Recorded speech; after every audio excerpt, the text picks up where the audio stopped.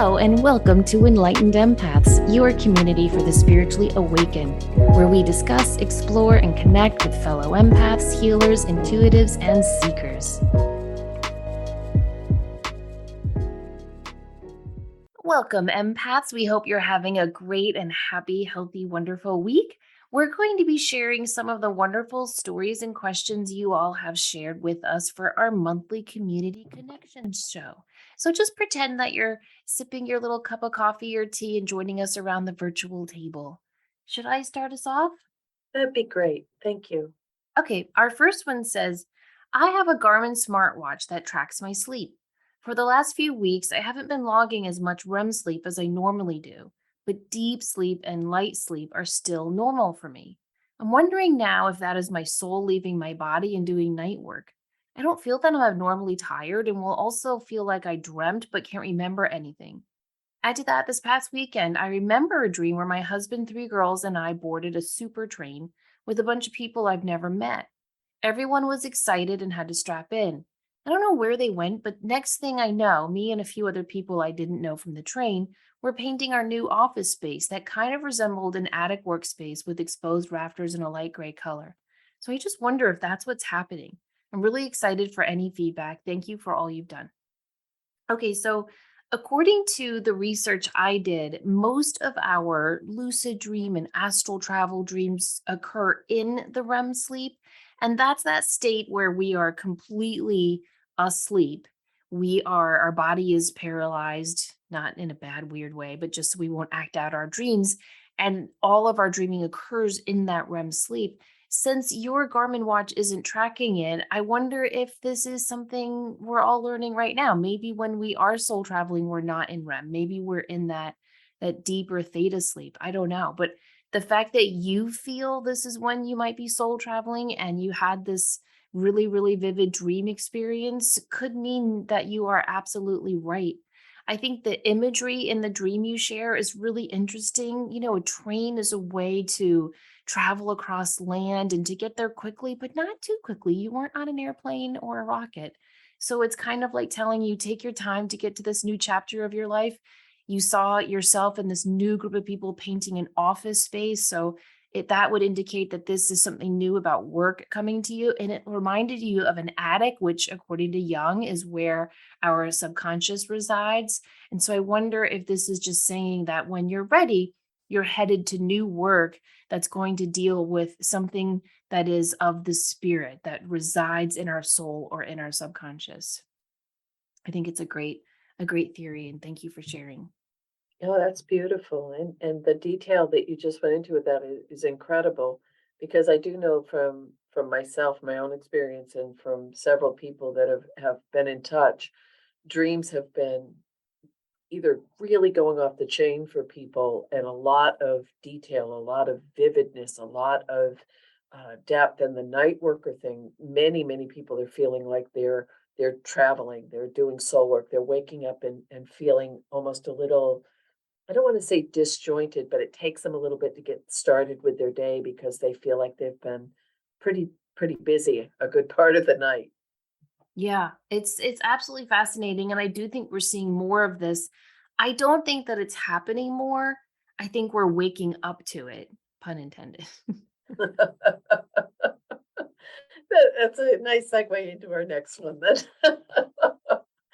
Um, During COVID, I was able to predict several unhappy events, such as the loss of my mother. After stumbling across your podcast and being an avid learner, I have questions. Am I really an intuitive? If so, is it only over horrible events? How can I enhance these gifts if I have the ability to have more positive predictions? I've tried simple manifestations, but find myself wondering if it's manifesting or intuition. There have been a couple of other events that I've talked about and now feel like maybe I need to keep my mouth closed. Please help a new learner try to understand. Also, I have another question. When our loved ones die, do they have new lives on the other side or do they wait for the families to join them? When I listened to the podcast about the Akashic record, it made me wonder if we always keep the same family or if each life is a different experience. All of this is very confusing, but I greatly appreciate any insight you may have. So, why don't we take this question by question and we'll both give our little insight on this. So, am I really an intuitive? I think we're all intuitive. I think we all have that ability. I think it's innate. I think it's instinctual. I think it shows up in different ways with different people, but I think we all have that capacity. I agree. Okay.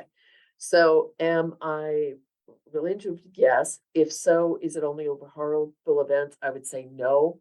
It may be the severity of the events got your attention, but if you're picking up on specific any specific events, that means you have the capacity to pick up on anything that's happening as an event. I agree. And you know what I always relate this to is our fight, flight, or freeze response that is innate in all of us, where we're here, we have this survival instinct. And so our intuition, I feel, naturally evolved from that need way thousands of years back to survive. And so I think the reason why so many beginning intuitives, people who haven't fully learned how to hone their abilities, the reason why they tend to pick up on negative things is because that's the instinctual innate ability in them for protection and survival. And I agree with you, Denise, that it lets off such a strong, intense push of energy that it's easier to pick up on than some of the other gentler information that's out there waiting to be discovered. Very, very good point. This person's next question was, how can I enhance these gifts if I have the ability to have a more positive predictions? And I think you just addressed that. Um, and also to pay attention to the little things. Maybe have keep a note on your phone, or keep a notepad, or you the really simple, like, start baby steps with the phone rings. Don't immediately look at the caller ID and say, I wonder if that could be. Or if you think of someone and they call, you say, oh, and they'll say, oh, I was just thinking about you and got the nudge to call. It's all those little things. It's tiny little baby steps that will build your confidence and help you realize how connected you truly are. You know, we get that question so much. How can I enhance these gifts if I think I'm intuitive? And I liken it sometimes to a lottery ticket. Let's say you've bought a lottery ticket, you've scratched it off, and you won. You won the Powerball, the Mega Millions, whatever. If you just look at that ticket and you put it away in your drawer, not a darn thing in the world's going to happen. No money's going to be deposited into your bank. You have to take action. You have to call the lottery people. You have to drive up to the capital of your state. You've got to sign forms. You've got all the stuff you've got to research and do. And then you have to learn how to handle this windfall of money. It's the same thing with intuition. You've got this lottery ticket of intuition in your hand, but it's up to you to activate it. So you've got to take classes. You've got to keep a validation journal, like Denise was saying, and write all this stuff back. You've got to meet like-minded people. You need to learn to practice different abilities so you learn, are tarot my thing? Is it crystals? Is it psychometry? Is it mediumship or channeling or hands-on healing? You're not going to know until you get out there and activate your abilities through learning and reading and taking classes and meeting other people. Very, very well said. The next is, I've tried simple manifestations, but find myself wondering if it's manifesting or intuition. I think personally, and for many, it's often a combination of both. So if we are getting a hit, intuition to me is more spontaneous.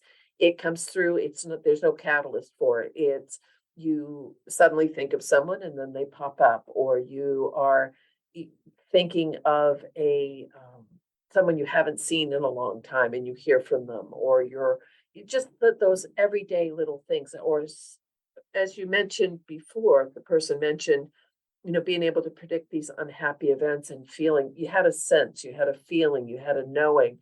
Tapping into that a little bit more may help realize that it's intuition if it's coming to you, but if you're sending it out into the universe, you're manifesting that more. But I often think the two correlate beautifully.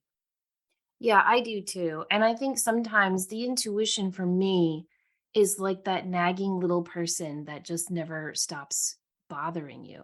I had a really great intuitive experience this month. I kept getting this little nagging thought to have my AC checked. And it's not a terribly old AC. I think it's 7 years old. And I do have the maintenance program where they clean it all the time. but they hadn't come out. And so I kept getting this little thought, call the AC people, call them, call them, call them. And I kept ignoring it because who likes to do that?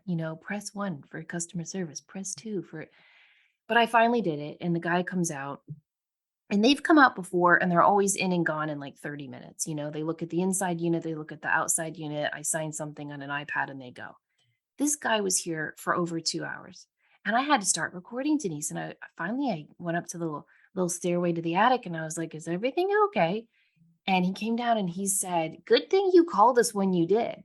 He said that the whole pan thing was full of water and my coil had rusted out, whatever. And so we have to have that replaced. He said, but I don't know what would have happened if you hadn't called us. It could have leaked through the ceiling.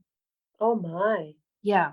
So intuition is often just that nagging little feeling, like something very mundane, call your AC people, or it could be something very profound, like you might get a nagging feeling to call someone or reach out to someone or send someone a birthday gift instead of your usual like text or card. And you later find out that they really needed that in that moment. So I agree with you that it goes hand in hand, but the intuition, you'll notice it because it repeats. Right.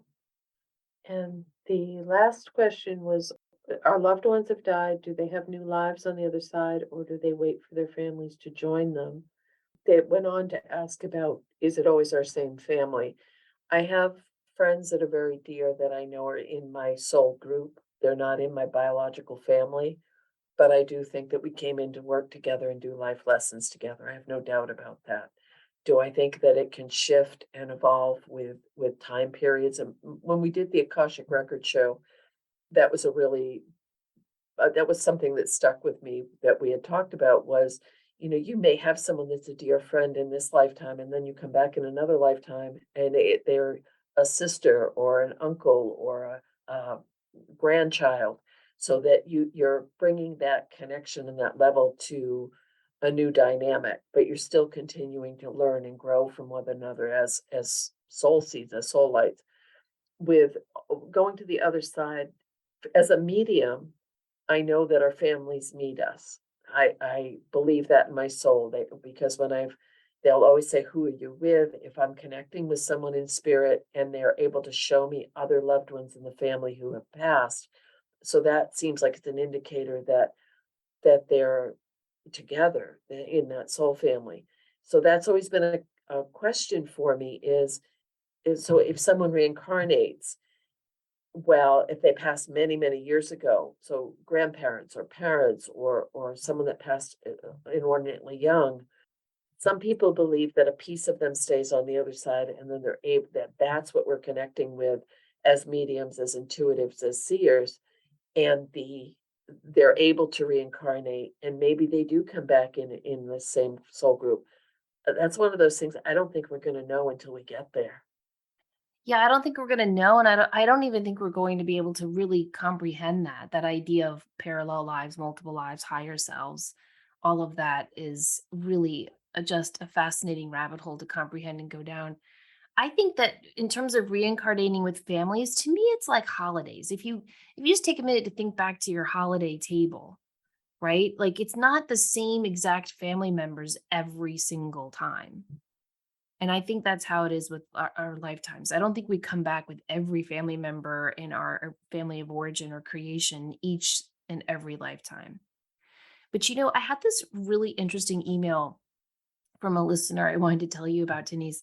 She was listening to one of my meditations, and a lot of my guided meditations I just share what works for me, right? So when I meditate, I always visualize myself walking up a mountain to symbolically raise my vibrations and then going into a crystal cave because that's just always worked for me. It feels like I'm walking into like a protective little bubble of crystal energy.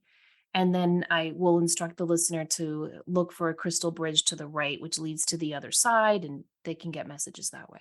So, anyway, she's listening to one of those guided meditations, and she said, I think I found myself in your crystal cave when I was meditating because I sat in this amethyst cave and I saw you, and there was this big guide with you who said, Hello. And she said it wasn't like he was being rude or just kind of like, What are you doing here? And it was just so interesting when I was reading it because I thought, that's something I would say. Like, if somebody just walked into my house and I knew they were, a kind and friendly person and then accidentally walked into my house, okay, no, still I'd be freaked out. But my spiritual self wouldn't be like, "Get the heck out of here. What are you doing?" I would be like, "Hello," which made me wonder, what if, Denise, our guides are aspects of ourselves? Mhm. Oh, could be, Have you could ever thought be. about that? Well, my latest rabbit hole is what if we're all earthbound and those of us that cross people over are just kind of giving them another boost to the other side? Oh, well, have you heard my fallen angel theory? Girl, we need No. to talk because I've often wondered, what if we're all fallen angels Mhm. and getting, Oh, raising our spirituality and this whole like original sin and you're bad and your whole ancestry back to Adam and Eve is bad and you got to what if all of that is because we're the fallen angels? see, and this is what happens to you people. Okay, I will move on. No, no, I think it's everything, and that goes back to what I said a minute ago of we can surmise, we can connect, we can go into trance and get these messages, but that linear, practical part of my mind is still on the fence of we won't really know till we get there. Yeah. Yeah, I agree. I know. It's weird, right? No, it's fun though.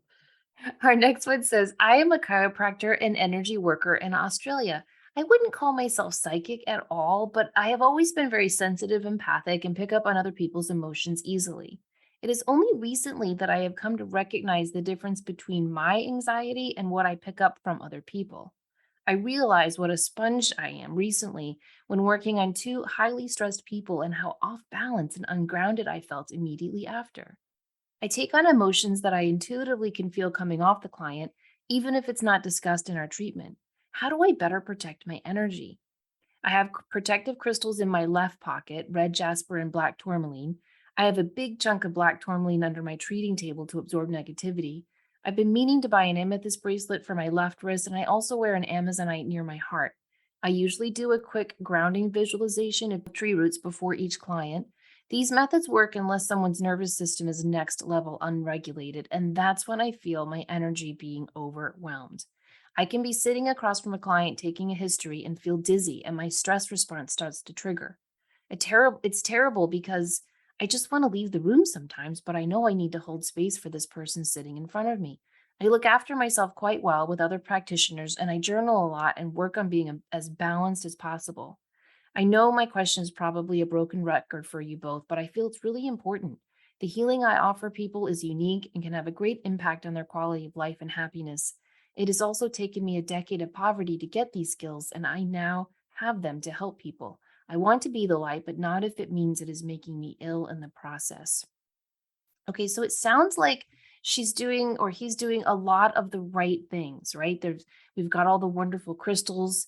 However, this one sentence really stood out to me. I usually do a quick grounding visualization of tree roots.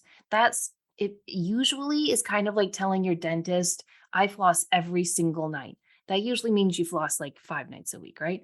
So if you're saying usually, that's making me feel like you might not do that every single time. And I think grounding is something that you must make a part of your everyday routine, whether you're seeing clients or not. That's for everyone listening, not just this lovely listener in Australia. Especially as empaths and intuitives, we must ground and root our energy to Earth's source, or else we will be left vulnerable to these types of excess energies.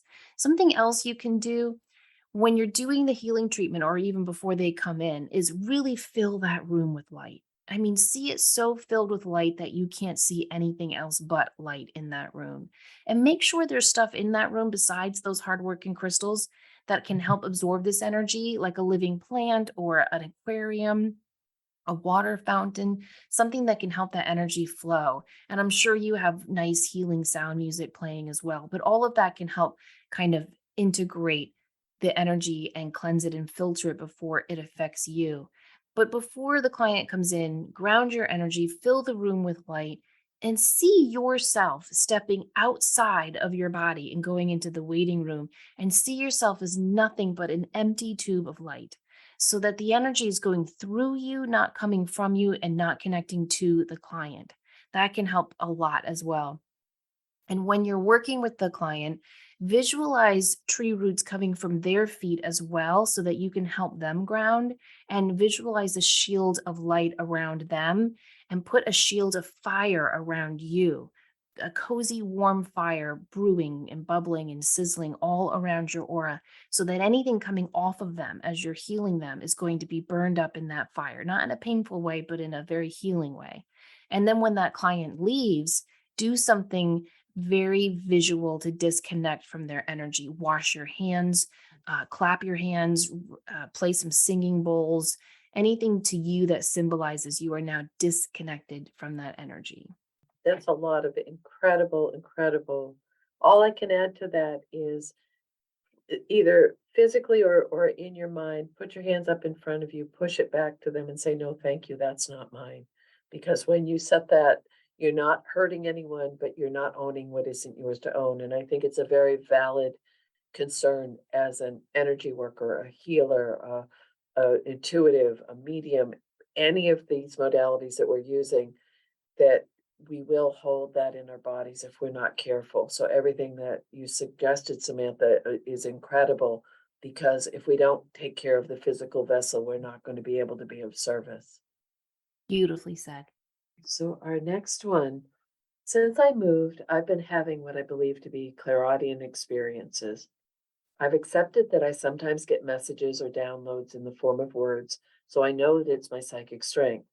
I've heard voices and once music come through other sounds, but it was very, very different from hearing something inaccurately.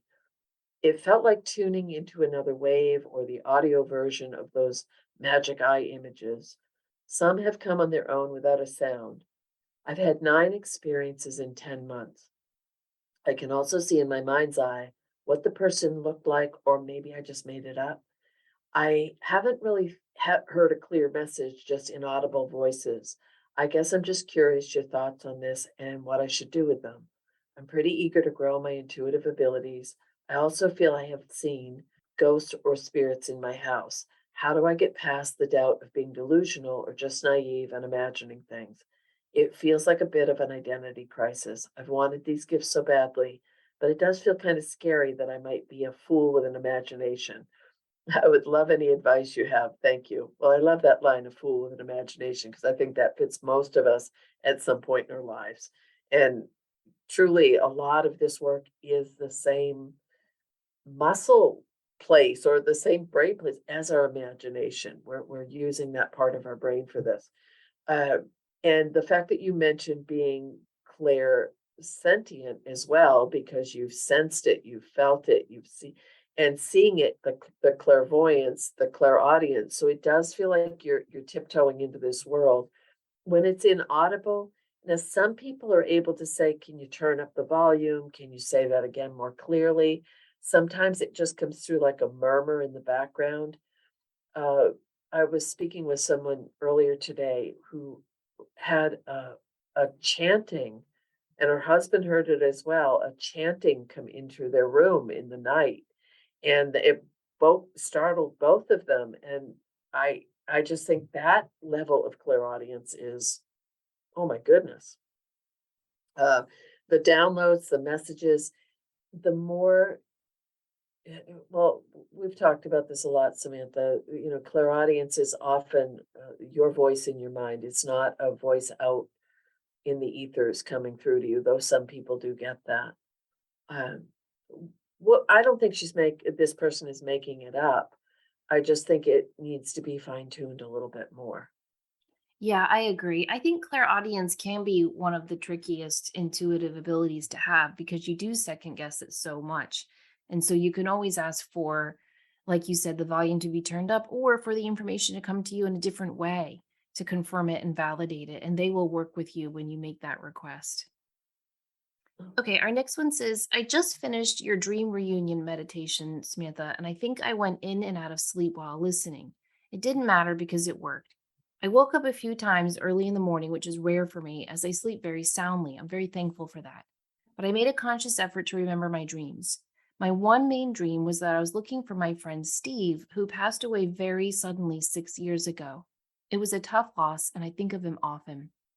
I've always wondered why he has not come to visit me, as I often have visits with past loved ones. Monday night, I know I was searching for him in my dream, and I found the place he was staying, and he left me a written note. The note said, I am fine, and I told your friend Angie to tell you that I am okay. You aren't ready now, but I will be back. I woke up with so much thankfulness in my heart. My friend Angie has never told me that she had a dream about our friend, and she may not even have remembered, but just knowing he tried to connect with her and then left me a note means everything to me. Have you ever heard of spirit leaving notes or anything similar in dreams? Wow. Well, I am so glad that the guided meditation worked for you. That is fantastic. And I'm so glad that he was able to get this to you. So there's a lot of really cool stuff here. A lot of people say, "Oh, you can't read in your dreams." And I don't think that's true because look, here's another example. We have so many examples of people who are reading in dreams. I haven't heard of loved ones leaving us messages in a dream the way you've described. I have had several people tell me or email me stories where they've woken up and something has been written on paper next to their bed, which I think is absolutely amazing. I know when I was in high school, I woke up one day and I knew I had had very intense dreams, and I had written an entire poem in my sleep and did not remember it at all. Keith Richards fell asleep with his guitar like across his stomach and his recorder on because he had fallen asleep drumming out, I guess, some chords on the guitar. And when he woke up, he saw that the recorder had gone all the way to the end. When he rewound it, he found the melody to satisfaction or can't get no satisfaction. So the amazing things we can do in our dreams is just phenomenal. So I'm sure that spirits can leave notes in our dreams. And I love the way he said, "You aren't ready now, but I will be back." So this again shows how our loved ones in the on the other side work with our dream state. They come when we are ready. And we might think we're ready. We might go, "Hello, I am ready. I've got the crystals, I've got the meditation going, I've got the guided meditation in my ears." But there might be something subconsciously that is blocking us from receiving that. And when that happens, they will often go to a mutual friend or a more distant family member. They'll go to any outlet they can to let you know they are safe and they are with you. That's excellent, and I've seen this in dreams where I've been able to read, like, a sign or they'll point to something, so I didn't realize that was a thing that you're not supposed to be able to read in dreams. That's what they say in certain types of dreams, but, Okay. rules are meant to be broken. Our next one says, I'm a neonatal ICU nurse and I was waiting in the delivery room for the birth of an infant who was not expected to live due to multiple anomalies. During the surgery, I found myself praying for and visualizing a pink healing light full of love and God's grace to surround the family today in their grief. As I was waiting for the baby to be born, I started to notice the vibrant pink colors on some of the surgical tech scrub hats. It wasn't the color I'd prayed for, but it was even more beautiful. I could sense some yellow color in my mind's eye, a color I did not want there, maybe meaning fear. I kept reminding myself to visualize the pink color of the surgical technician's scrub hats, which over time dissipated the yellow. The baby was born, wrapped, and brought to mom. I then noticed a white, bright color in my eye, and I thought to myself, God is here now.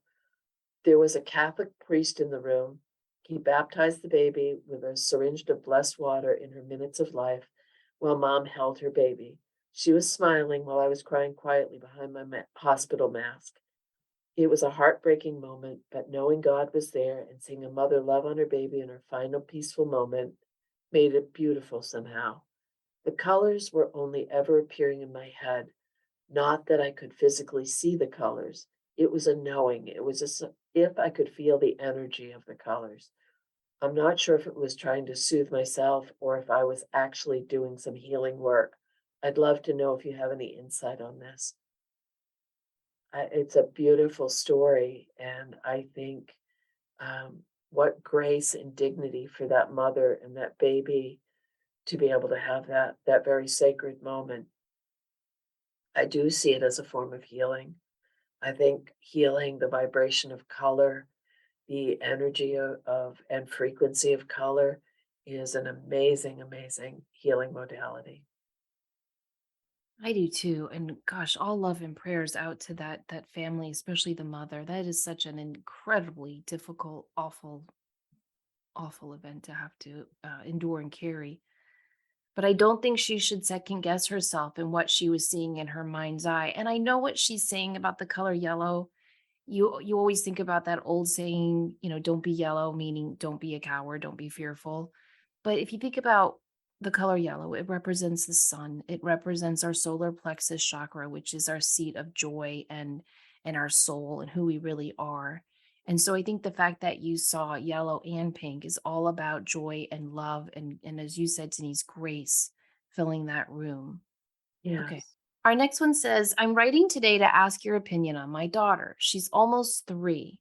I recently had a psychic reading and was told she sees things and that there's a male energy on the left side of my body that has a connection to us both. The woman told me to ask my daughter questions and she'll tell me. One evening we were getting ready for bed and she asked or told me that daddy has a brother and mommy has a brother and that I have a brother too. When I said, no, honey, you have a sister, she kept looking to the left of my body, telling me, I have a brother. I asked his name and she didn't know. I asked what he's doing and she said he's reading a book. I've asked her if he visits often and she said he lives far away in a purple house. Tonight before bed, she got very scared and went under the covers. I hugged her tight and she didn't want to let go.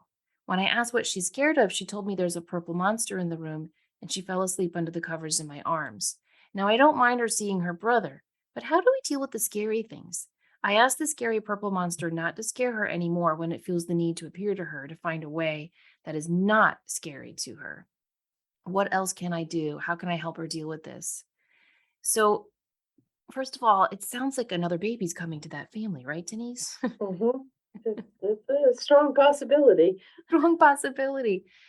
And fortunately, in this world of duality that we live in, with the good, you got to take sometimes a teaspoon of the bad as well. And so while she might be able to see the unborn soul of her brother hovering nearby, her mom waiting to be born, she might also be able to see some negative, scary stuff. The way this listener worded this one sentence, I asked the scary purple monster not to scare her anymore. Okay, first of all, we don't ask, right? Like if there were an actual intruder in your child's room, would you say, hi, Mr. Intruder, could you not scare us right now? Like, no, no, no. You would do whatever you could to get that intruder out and all while dialing 911, right? So you have to take the same type of steps when you feel anything negative trying to intrude on a child. And so that's why I always use the words command and demand. And you have to be very, very strong in that. Also, she said, I asked the monster not to scare her anymore when it feels the need to appear to her to find a way that's not scary for her. Again, I could be over the top because I am a mama bear, but my opinion is if you feel the need to appear to my kid and you're scaring my child in the process, you don't need to appear to my child, right? Like I would be very stronger in my energy of clearing that room and clearing your child of energy. So I would teach her little things she can do when I would be getting my kids dressed in the morning or driving them to school when they were older.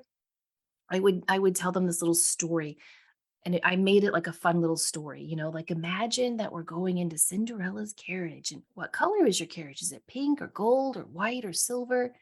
And I would have them close up the carriage door and pull down the shade and see that you're all warm, cozy, and safe in this carriage and see the wings on the carriage representing your angels protecting you. So I was actually doing kind of a guided meditation with them, but I made it like a story. And eventually that taught them how to ground and protect their own energy. Because we talk about the wheels on the ground. And that was them grounding to the earth below them. And we sealed in that carriage. So that was them sealing in their aura. So you can do that as well. Or if they love Star Wars, you can have them put on the Star Wars costume, or I shouldn't call it a costume, you know what I the uniform. with their light laser sword to protect them. Whatever works for them, but teach them in words they can understand how to protect and shield and ground their own energy. Well, that's all excellent, excellent, excellent points. And if- when, my sons were younger, we would make monster spray and we would put like a drop of something that had enough of a scent. But and I would give it to them and they would spray around while I was energetically clearing the room. So it can be that you make it on their level, something they can understand that empowers them to take control back over their own space and that their room and that they are strong enough to deflect that, to send that whatever energy back. I think that's important too. Yeah, to empower them so that they'll know what to do. I think I've told this story before, but when my kids were in middle school, they had friends over and they had just gotten an Alexa and they were just, Bluetoothing some music and it went all silent for no reason. And Alexa said something. She didn't say anything scary like get out, but she said something like hello. Like it was just a different voice. It wasn't Alexa. And it Mhm. just said this one word. And all my kids in front of their friends in unison went, get the sage.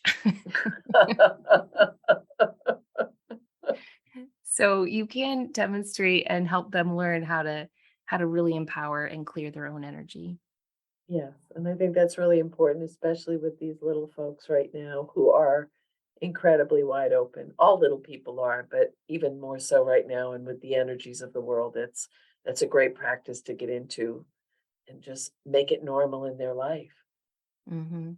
Um, the next one that we have is I was listening to the show on the Akashic Records tonight, and something came up so many times I had to pause the episode and write in. Samantha said to set images up in our mind's eye and to ask who our helpers are and see in our mind's eye a big screen, all very typical when someone is guiding a meditation. The thing is, some of us can't do that. We have aphantasia, which is known as blind man's eye. I'm on the autism spectrum, very high functioning, but absolutely on the spectrum. And when we discuss this condition, some believe it's related. I also have face blindness or prosopagnosia, ADHD, and some other alternative brain wiring, in addition to what one friend calls interesting brain chemistry. It pops up all over my life, and I'm sure my parents and siblings have one or more of these things. So when I see ghosts or spirits, I don't see them with my eyes or in my mind's eye. I know what they look like, where they are in the room or space by knowing and sort of holding a concept of them in my mind. I can feel their emotions and something like their hands balling into fists as if I'm inside of them. Sometimes there's telepathic communication, sometimes claircognizance, whatever shows up, shows up.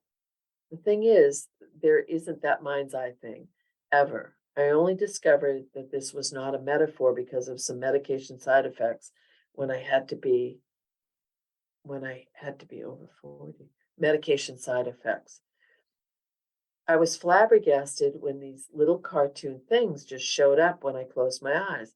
I can't control them, they're never the same, and only there when my eyes are closed, unless for meditation.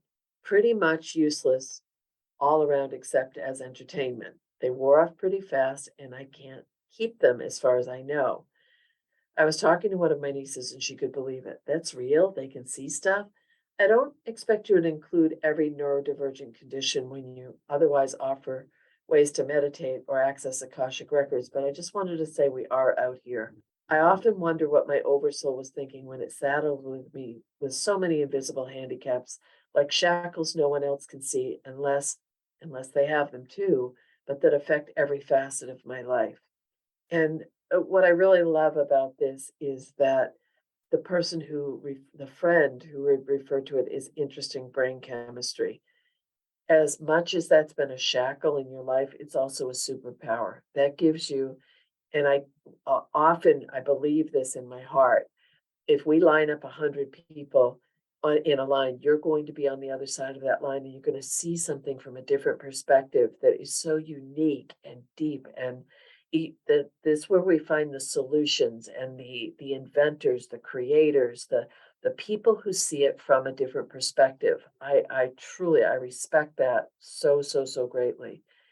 But you made a really good point when you said that you just sense you can when you, see a ghost or a spirit, that you just know what they look like, that you feel them in the room, they hold a concept in your mind.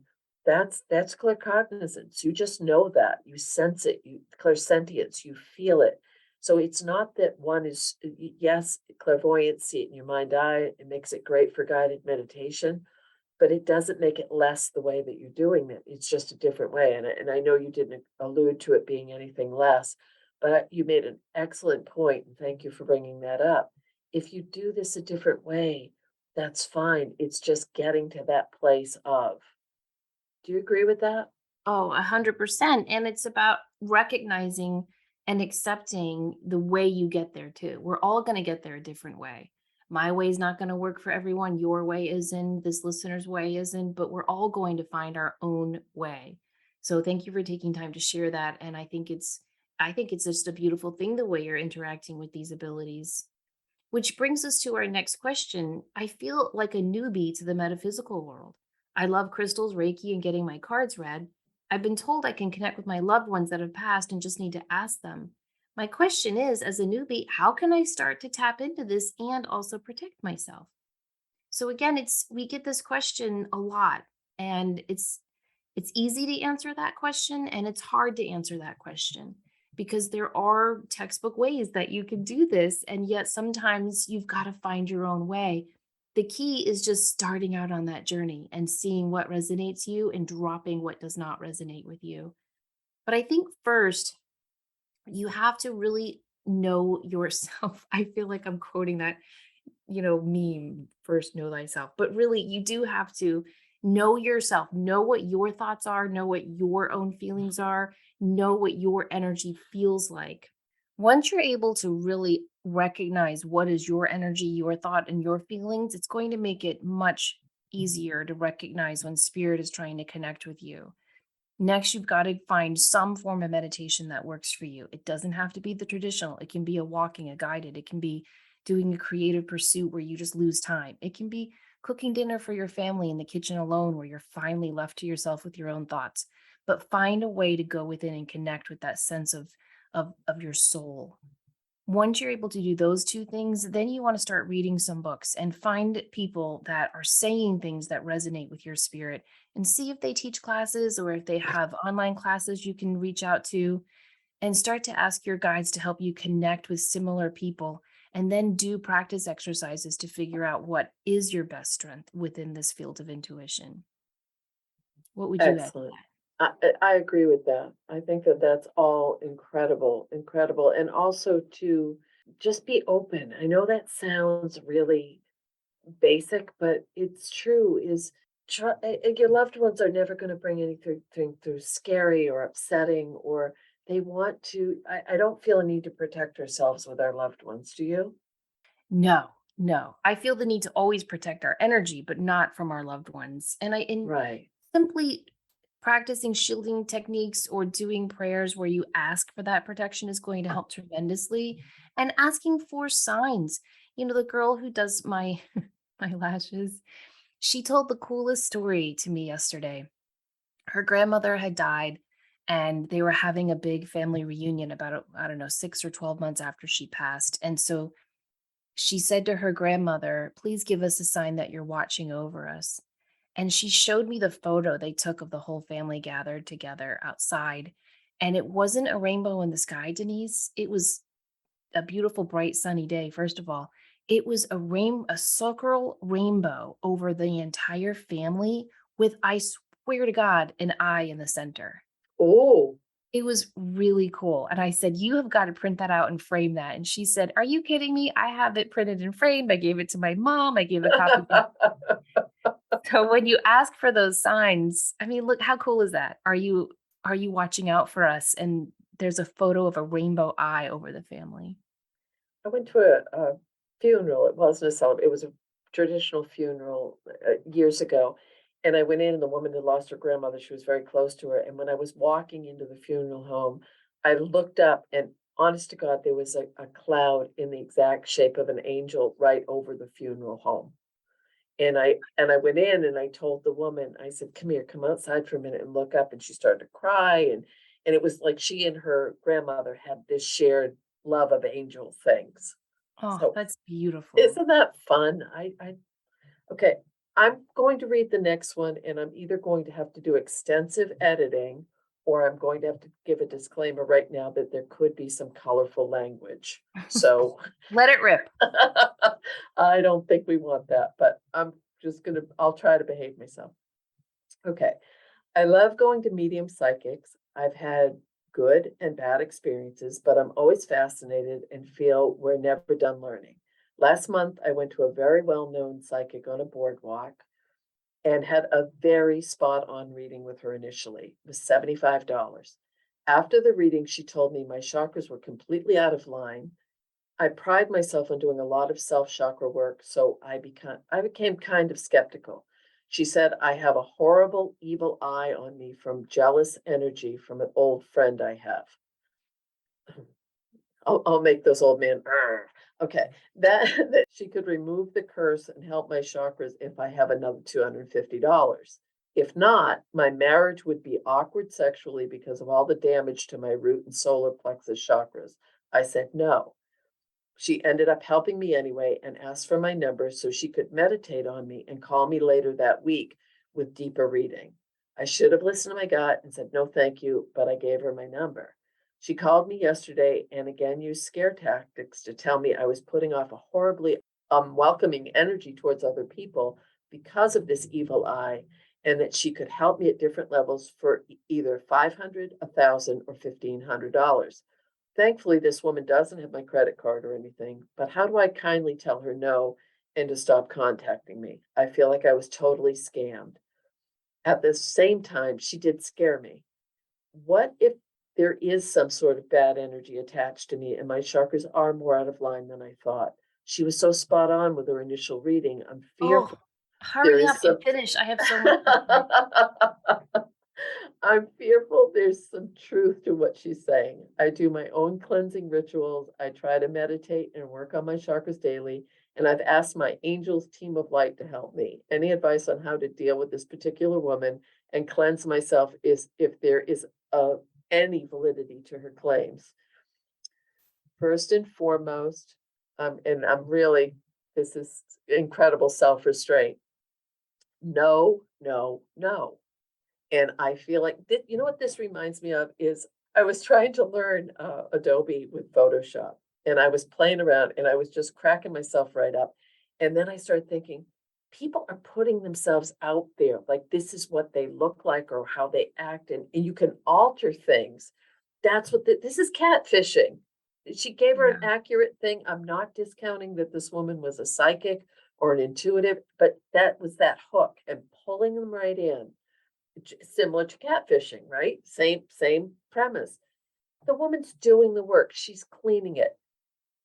I have to be quiet now because the colorful words just want to fly. But I would say, no, you're doing the work. You do not have an evil eye over you from an old friend. That is so morally, ethically, and personally wrong for anyone to do that to another human being. No one is allowed that level of power over you ever, and especially to do it with in under the premise of being an intuitive or a medium. No, Hell no. right. And again, go back to her words. The minute this woman said to her that her chakras were out of line, she writes, "So I became kind of skeptical." That's her kind way of saying, "Huh, lady, what you're saying is not resonating with me." We have to learn to listen to those nudges because those nudges are our truth. So right there, she was like, "Hmm." And then when the woman told her, "Okay, first of all, if you don't give me $250, you're not gonna have sex with your husband anymore." I mean, what? And she said no, and the woman helped her anyway. Wrong, wrong, Yes, wrong. yes, the woman helped her anyway and got her number, and she said, "I should have listened to my gut and said, 'No, thank you.'" No, no, no, you should have listened to your gut and said, "Hell no." Mhm. So again, I do think that there are There are ethical psychics out there and there are very unethical psychics out there. It does not mean they aren't psychic. I used to think that if you were psychic, it meant you were gifted and special and some highly evolved angelic soul. That's what I thought. And so when I started having these psychic experiences, I was like, who, me? No, no, no, no, no, no. I can't be because I'm not that angelic and amazing and spiritual. And then I started meeting people like this who actually were good like they could bring through actual credible validations or precognitive things, and yet they were still really mean, not nice people. Right. It just took me a long time to learn that and wrap my head around it. So again, this goes back to setting boundaries. And then she says, how do I kindly tell her no and to stop contacting me? You don't kindly tell her no, just block her number. Yeah. Yeah. That I mean, this is do you hear the lack of boundaries there? This lovely listener is way too nice. well, I spoke with a young woman a few days ago in beautiful energy, and someone had referred her to me because she had gone to someone with a similar situation to this. And she came onto the call with me. It was a Zoom call, and we did the reading, and it was she had lovely energy. It was very validating for her, the things that came through and the messages from spirit.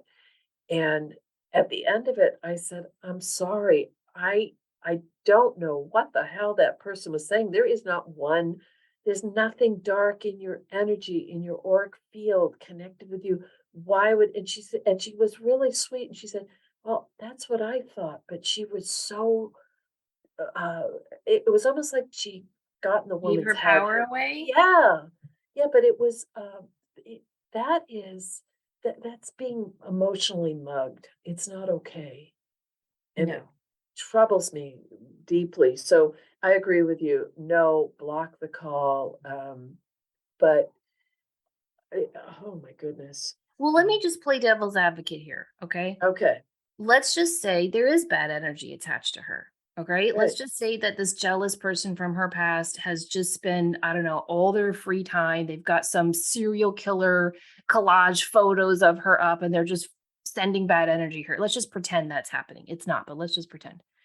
Even if that were true, she does not need to spend 500, 1,000, or $1,500 or $5 to pay this woman to remove that bad energy from her. No, She can do it herself with what she's already clearly been doing, cleansing her chakras, working on cord cutting, keeping your psychic boundaries up. We don't need to pay anyone to take bad energy. It's our energy. no. It is our energy, and we can clear it, cleanse it, transform it, lift it, raise it. It's our energy, so take Uh, your power back. Okay, you just made a really good point, is that if you're and this person feels very sensitive, very in touch with their own, physical, emotional, and sensory self. Do you agree with that, that this person seems in the Yes. zone? Yes. So if there was something dark attached or something that was someone was putting that bad juju on them, and I do think that can be a thing, this person would have felt off. She would have felt something. She would have felt drained, or he or they.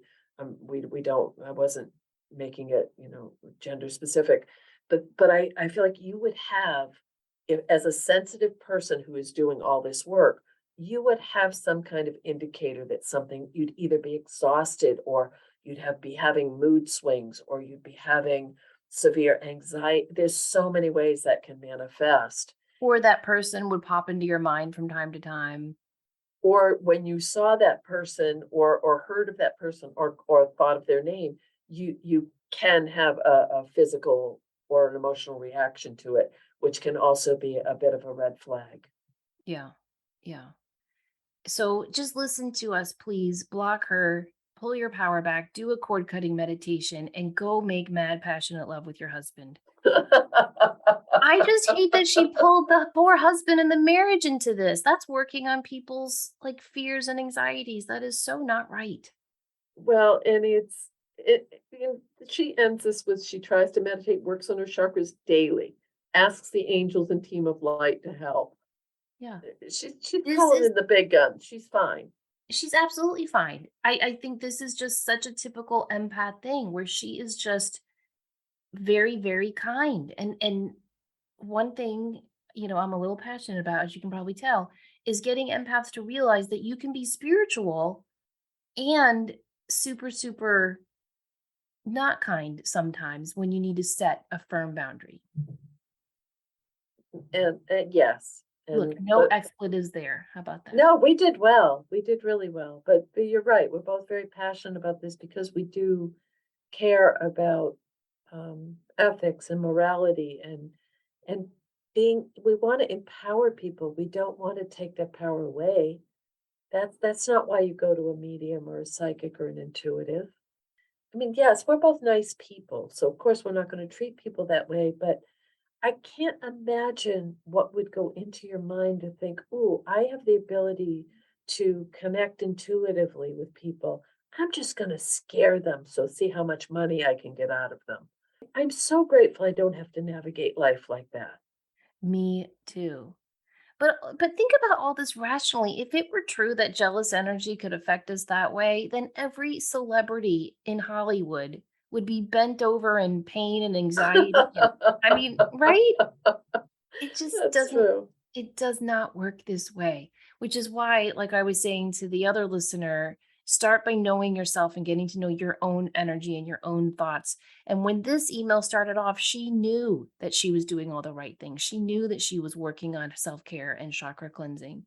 And her gut told her the minute this woman said, "Your chakras are off," she was like, huh. So always listen to that first little, hmm, this Right. isn't ringing true, and And trust that.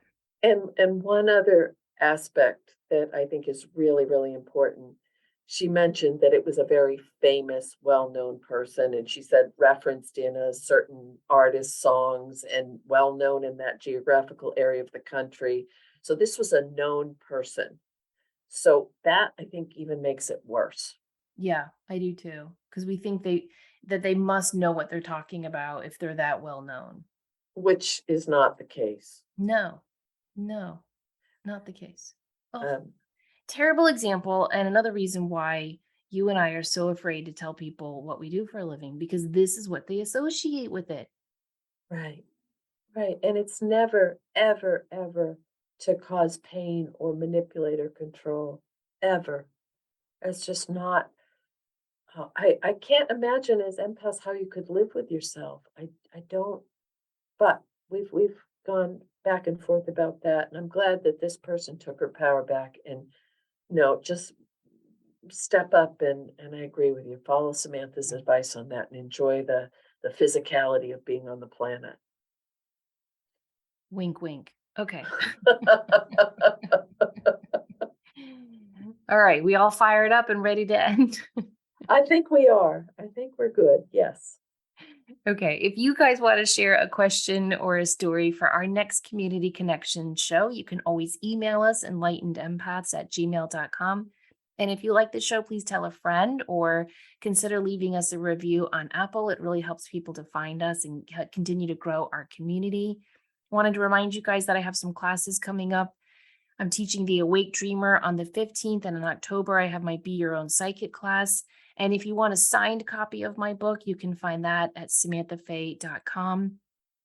And you can find all of Denise's wonderful offerings at her website, thegratefulmessenger.com. Thank you guys so much. Have a wonderful week. Please remember, as always, to show up, do great work, and share your light. Take